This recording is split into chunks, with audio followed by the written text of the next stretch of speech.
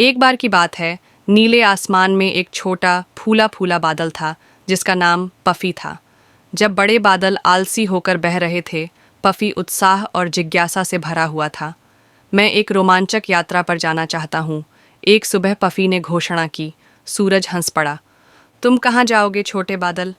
Puffy ने कुछ पल सोचा और कहा, मैं दुनिया की सैर करूंगा और नीचे की सभी अद्भुत चीज़ों को देखूंगा। और फिर हल्की हवा के साथ पफी बहता चला गया। सबसे पहले पफी हरे भरे जंगल के ऊपर पहुंचा। हेलो पेड़ों, उसने पुकारा। पेड़ हिले और धीरे धीरे बोले, हेलो पफी, रुको और हमें कुछ बारिश दो, हमें प्यास लगी है।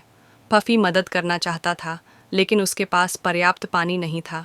शायद बाद में, उसने वादा किया और आगे बढ़ गया। इसके बाद वह सुनहरे रेगिस्तान में पहुंचा। हेलो रेत के टीलों, पफी ने अभिवादन किया। टीलों ने चमकते हुए जवाब दिया, हेलो पफी, काश हमें थोड़ी छाया मिल जाती। पफी ने सूरज को ढकने की कोशिश की, लेकिन वह बहुत छोटा था। मैं और बड़ा होकर वापस आऊँगा, उसने कहा और आगे बढ़ गया।